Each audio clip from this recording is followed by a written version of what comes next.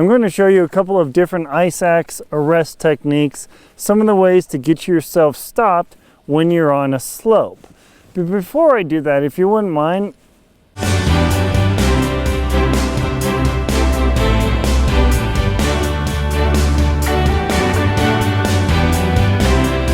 going to show you a couple different stopping techniques using your handy dandy ice axe on this slope right beside me. It's really important to make sure that you're testing in an area, as you can see here, that it's completely controlled. You don't want to be up in the mountains with a very steep, what's called run out, where you could crash into boulders, because when you're learning these techniques, it's very easy to get injured. Now, one thing you'll note is that I'm not going to wear my crampons on my boots, because when you're learning, it's very easy to snag your crampons, flip over, hit your head or your face, or take an ice axe or whatever, and you don't want to do that. So what I'm going to do is show you these techniques without the crampons on to be safe. Now first, let me show you here behind me is my handy dandy slope. It's about 30 degrees. It's steep enough where I'll be able to slide, but you'll see this slope runs out into this nice open field. So if I do get out of control for some reason, and I just slide into the open field and nothing happens. So let's get right down to it. All right, here I am on my handy dandy slope. I've got my ice axe and I'm walking along, and I might slip. So one of the first keys is that as you're traversing an ice field, you always keep, and I'm going to keep my leash loose here, keep your ice axe on the uphill slope. That's the safest way to do it, because if you fall, you can turn and stop yourself pretty quick. And then when you begin marching in the other direction, you have to grab your ice axe with your left hand and do the same. Now, you might say that is annoying to swap back and forth between hands, but that's just simply the way climbing works. So what I'm going to do is show you sliding on my backside, front side, Superman, and reverse to give you all the techniques for how to stop. So the way to practice this, and I have another video that shows me doing this at home on a grass slope. I recommend that first simply because the penalty for mistakes is super low. Out here, I might get a little hurt and scraped up, but in the mountains, whoo, you don't want to do that. So what you do to practice this, almost slipped. You go up your decent slope here. You grab your ice axe, you put that axe adze above your shoulder, you sit down, and then when you begin sliding, you turn towards the pick, not away, but towards. So if I'm up here, there we go, just to give you a good idea. I'll begin sliding and turn and watch what happens. Oh no! There we go. Pretty easy. So what you do is you're walking along, you bring that axe up, you put the adze just above your shoulder, and you turn into the pick. That's critical. If you turn away, the axe will get knocked out of your hand. Let me show you.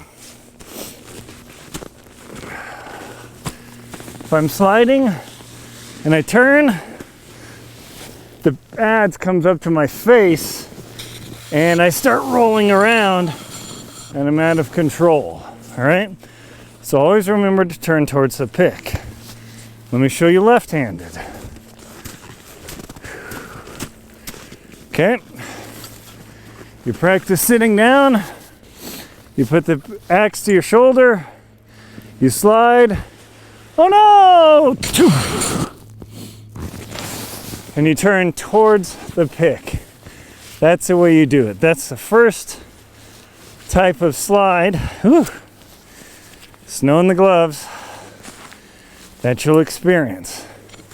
The next type is much scarier. That's the backward slide. So if you happen to fall on your butt backwards. All right, so once I let go, I'm gone. Ready? Oh. There we go. So as you can see, the goal is to roll, get in and hit that pick. Got snow on my shirt, not very enjoyable. Okay, so that backward slide on your butt is pretty hard. The next circumstance that you'll come into is the Superman. That's even worse. You're going to be head first, and it's kind of scary. And it's even hard for me to start this. So the goal, when you fall face first, get that axe in position, begin gently dragging the pick, and swing your feet opposite wise. So you get here, and then you begin dragging. Your feet will slide around, and then you'll be able to stop. That one's pretty darn tough. As you can see, I'm getting worn out just doing this. It's at 6,000 feet. It's 5 degrees, but I've got my helmet on. It's key. So if I take an ice axe in the head, nothing happens. And then the scariest scenario is the backwards Superman. And that's where all right, I don't even know if I'm going to be able to do this. Here, let's see. All right. So I'm going to fall backwards and slide. And whichever hand I've got my axe on, I'm going to roll towards it. Okay, ready?